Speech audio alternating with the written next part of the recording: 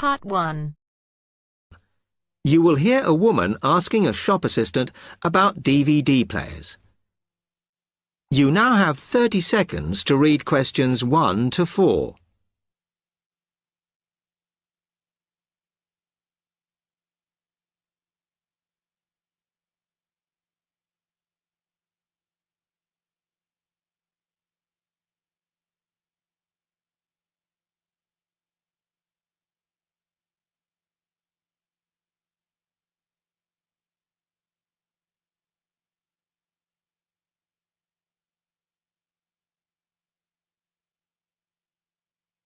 Hello, I'm interested in buying a DVD player. Can you help me, as I don't know very much about them? Of course.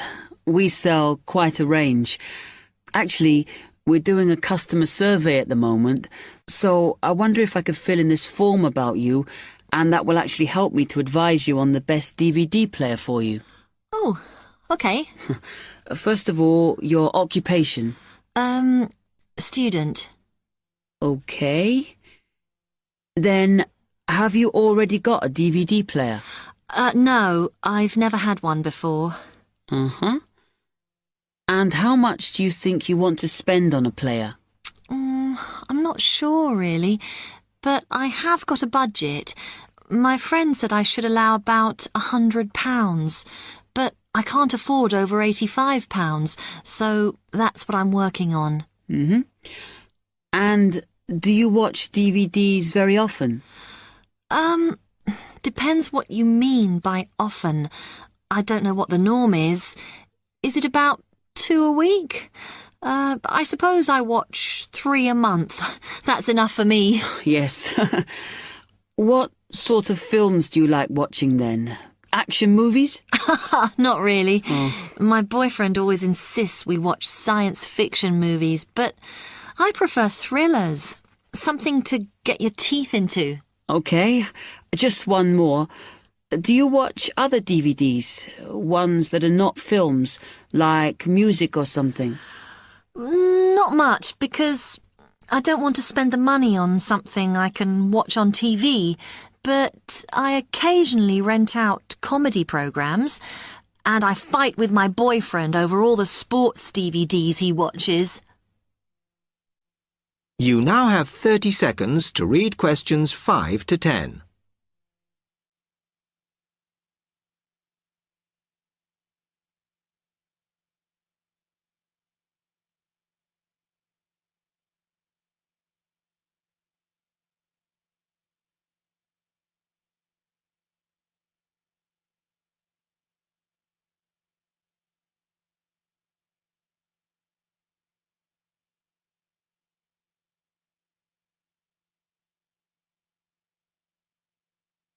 Okay, let me explain a bit to you about the DVD players that are in your price range.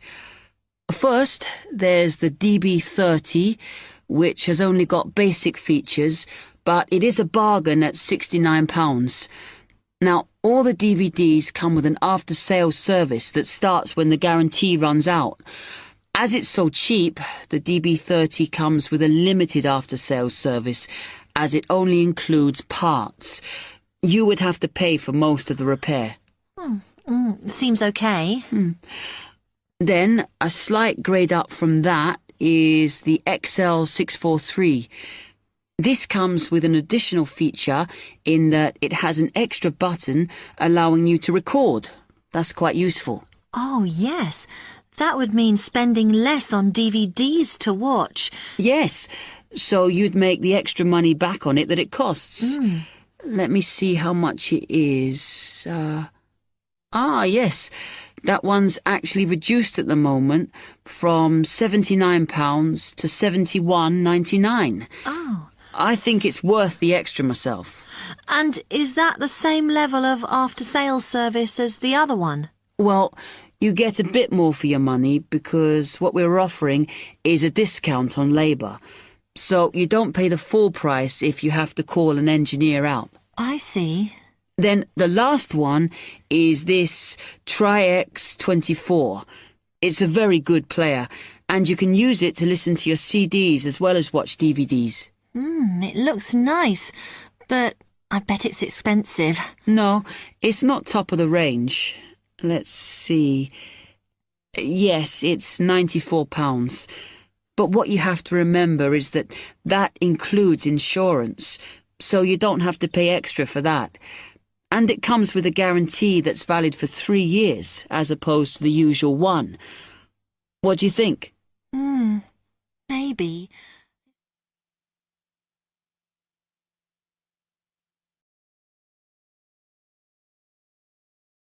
That is the end of part 1. You now have half a minute to check your answers.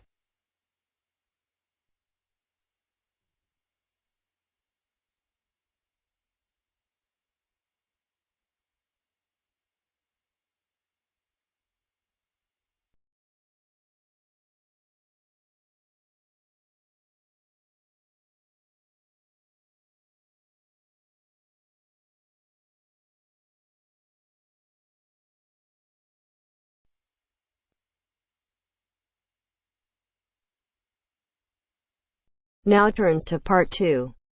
Part 2. You will hear someone talking about travelling around New Zealand. First, you have some time to look at questions 11 to 15.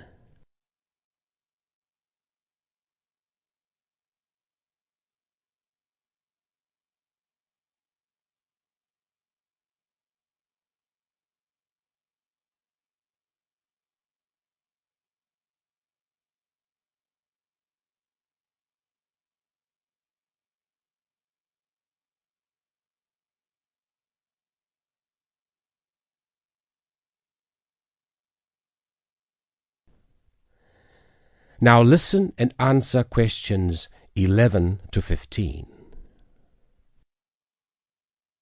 When thinking about beautiful countryside or stunning views, it has long been accepted that Australia and New Zealand have few equals. What is perhaps slightly less well known is what these countries can offer to the avid train enthusiast. Both countries have railways which pass through breathtaking scenery in the utmost of comfort. In New Zealand, you can travel from the country's biggest city, Auckland, to where a third of the population lives, its capital, Wellington, on the longest passenger rail service in the country, the Overlander. Crossing 681 kilometres, the train winds through the lush farmland of the Waikato and up the Raurumu spiral onto an amazing volcanic plateau surrounded by native bush. On a clear day, you will be able to see 3 of New Zealand's most famous volcanoes, Mount Ruapehu, Mount Ngauruhoe and Mount Tongariro. The whole journey can be completed in 11 hours, but for those keen to see a little more of the country, the trip can be extended over 3 or 4 days. This gives travellers the opportunity of seeing the famous Waitomo caves, relaxing in the mud pools of Rotorua, or skydiving over Lake Taupo. Moving on to the South Island, you can take the Transalpine through the Southern Alps, travelling from the South Pacific Ocean to the Tasman Sea. Climbing from Christchurch right into the Alps, this 223-kilometre trip is particularly impressive as the train passes through 16 tunnels before descending to Greymouth at the end of the line. Taking only 5 hours, this is a relatively short trip, but it is worth noting that this journey has been listed as the 6th most scenic rail route in the world. For those that are not so keen on mountains, the South Island has a second option, the Transcoastal. With the sea on one side and the mountains on the other, it again shows some of the best scenery New Zealand has to offer.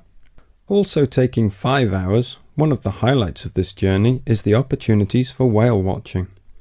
The fortunate few that see whales are well rewarded, but there are more common sights which are just as enjoyable, such as penguins and seals.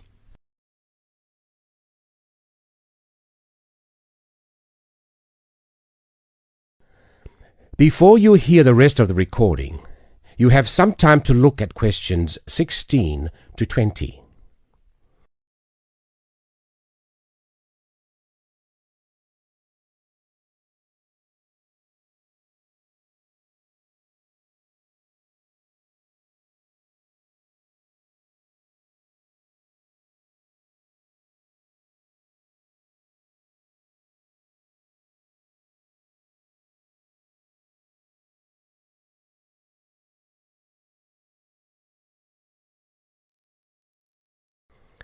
Now listen and answer questions 16 to 20.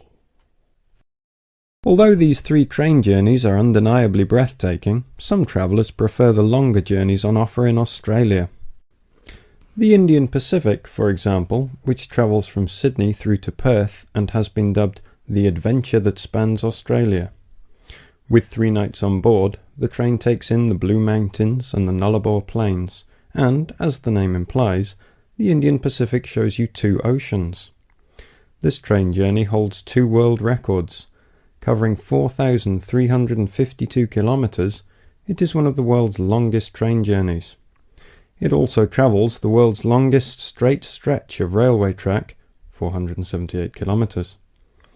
For those who find these distances a little daunting, passengers can stretch their legs at a number of different stops, such as Kalgoorlie, famous for gold, and Broken Hill, first founded as a silver mine. If 3 days on board a train seems a little excessive, there are alternatives. The Ghan, for example, which travels from Adelaide in the south to Alice Springs in the centre of the continent, taking 20 hours. Passing through Crystal Brook, Port Augusta and Woomera, this journey gives an indication of what life was like for the earlier settlers as they discovered the country. Along the way, you can also see the Iron Man sculpture, which was constructed by railway workers to commemorate the 1 millionth concrete sleeper laid during the construction of the line. Finally, just a quick word about the Overland, which runs between Melbourne and Adelaide. As the first train to travel between the capitals of 2 states, it is a historic as well as relaxing way to travel, and is famous for being the oldest long-distance train journey on the continent. With so many memorable journeys to choose from, the only problem you will have is knowing which one to do first. That is the end of part 2. You now have half a minute to check your answers.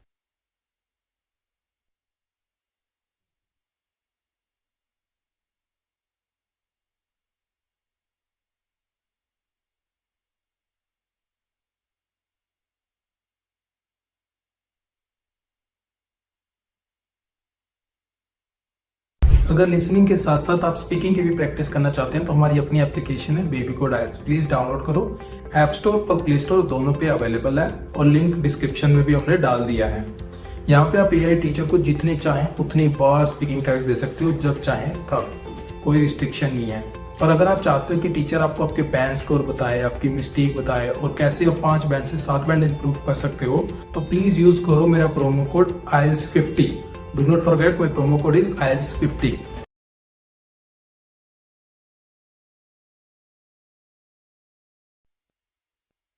Now turns to part 3. Part 3. You will hear a student, Penny, talking to 2 friends, Ray and Louise, about a television competition Ray has entered called Travel Documentary. Before you hear the conversation, you have some time to look at questions 21 to 26.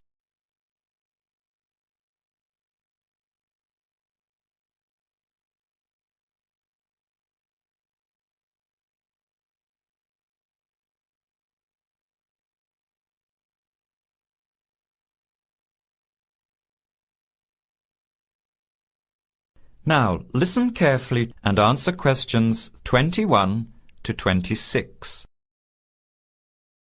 Hi, haven't seen you two in ages. What have you been up to? Hi, Penny. Ray is really excited. He's just been shortlisted for Travel Documentary. He could be off travelling around the world for 3 months. Travel Documentary? What's that? You've never heard of it? Don't you watch TV? Well, actually, no, hardly ever. Especially since I've started working on my thesis. I don't have time to breathe, let alone watch TV. So what's this all about, Ray? Well, actually, it's a competition run by public TV.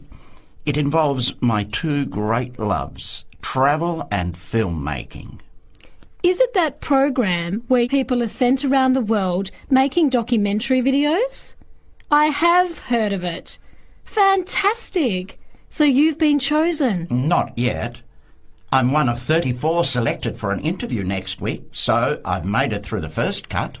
Yeah, there were over 200 applicants from around the country. Pretty amazing, hey? Well, I've been lucky so far. What's the next stage? 13 are chosen from the interview to do a 4-week training course in documentary filmmaking.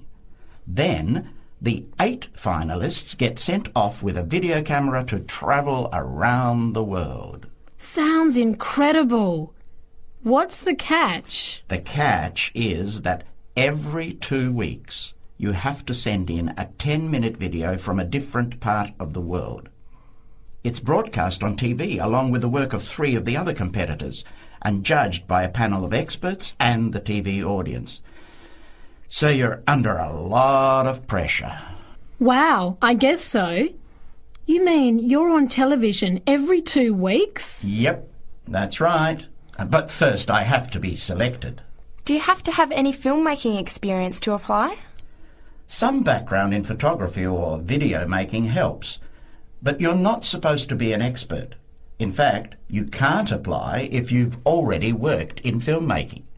We all get the same 4-week course, so we start with the same skills. Can you go anywhere in the world you want? Each competitor makes up his or her own travel plans and has to get them approved.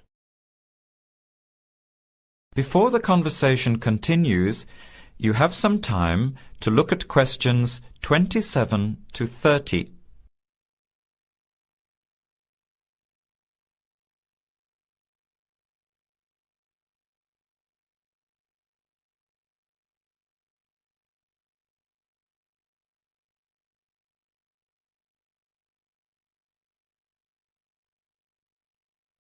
Now, as the conversation continues, answer questions 27 to 30. Have you talked with anyone else who has done it? As a matter of fact, just last week I met Sarah Price, a girl from here who did it last year. What did she have to say about it? She said it was the most amazing experience of her life, but it was really tough at times. I think you'd have to be really brave to take off like that alone with so much responsibility. It's not like going on a holiday, is it? No. 2 weeks in a country, often where you can't speak the language, to find a story, film it, organise all the editing. Then you're off to a completely different part of the world to start all over again. Pretty exhausting, but exciting too. What a way to see the world. What about Sarah Price? Did she have any bad experiences? She said the worst part was when she got some mysterious fever in Mongolia and thought she might have to be sent home. Fortunately, it got better, but she said it was scary to feel really ill when you're alone so far away. So what made you want to apply? When I saw the program on TV a while ago, I thought, this is for me. I've always wanted to travel, but needed to work for a year before I could even think about it. Then a new series started up. I thought, now's my chance. Don't you think you'll be lonely? I don't think I'll have time to be homesick. I'm more worried about having too much to do and not enough time to get things organised. So we might be watching you on television in the next few months. I hope so, if I'm lucky. When will you know for sure? They choose the final 8 in March. A month later, you're on your way. So do you have to pay anything? Nothing. It's all paid for. Course, camera, flights, accommodation and in-country travel. The budget is pretty tight though. No extras. I sure hope you get it. Then I'll be finding time to watch at least one program on television every week. That is the end of part 3. You now have half a minute to check your answers.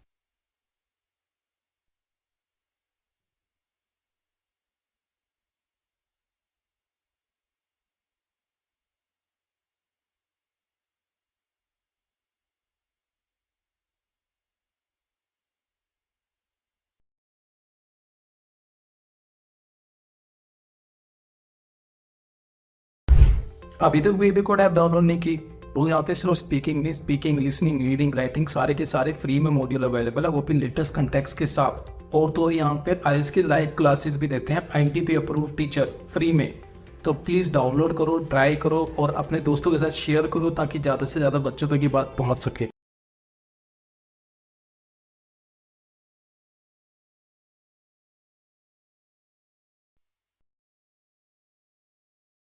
Now turns to Part 4. Part 4.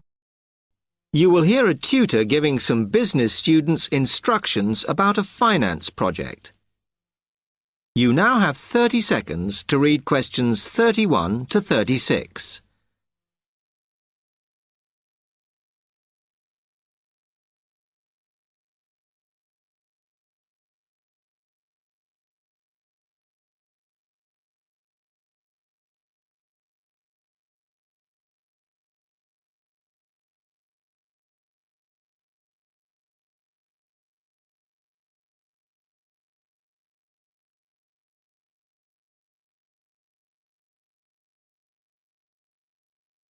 Okay, can you quieten down, please?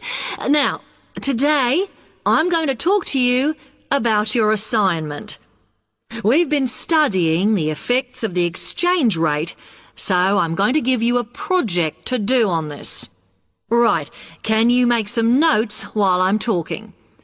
The first thing that I'd like you to do in order to prepare this is to select where you're interested in. I mean, which country, and therefore which currency you're going to be operating in. Okay, now the purpose of the project is to make money, and I'm hoping some of you will make a significant amount. So, I want you to suppose that you have £100 that you will have to invest purely in the rises and falls of the exchange system. In other words, you'll be trying to predict rates. This is a project that you'll be doing together, but before you work together, you'll have to go off and research what you need to know about the economy of that country and how well it's doing or is expected to do in the near future. You could all make up a little information sheet with your notes on, clearly legible, because then I want you to get together, we can do that next week, and to go round and read about each other's countries. When you see how well or badly each country is doing, I want you to decide what your exchange rate is going to be against all the other currencies. After that is all sorted, what you're going to do is go round the other students and attempt to sell your money to the others. Remember, this will depend on the success of your country's economy and the rate you fixed for your currency. Now, you're not allowed to just swap currencies with each other, but you may wish to buy from the other countries. But you must do a proper transaction. All the way through this, you must keep your accounts properly for each transaction. I'll give you 1 week to do this, and then we will set a time for the deals to finish, a bit like the stock exchange. And at that point, I will ask you to calculate how much you have made. Is that clear? You now have 30 seconds to read questions 37 to 40.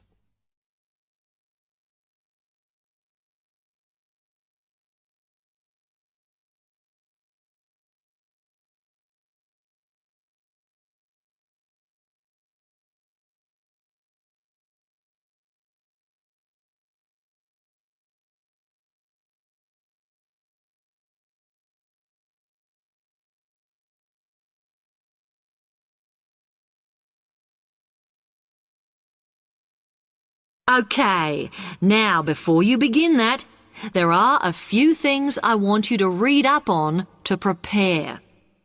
You need to look at the economies of the UK's main trading partners. I don't mean all of them, because that would be over 80, but just the 29 principal ones. There are summaries in the last 3 books on the book list I've given you. And so that you can practice applying the criteria on assessment I gave you, I'd then like you to focus just on one sector across all the countries. The most common one across every country is farming.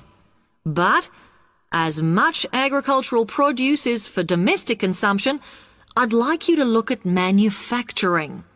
Then I would like you to do a detailed investigation of one particular aspect. I was going to give you a choice, but I think as we've just started the course, it's better if we all look at the same thing and then we can discuss it in the seminars.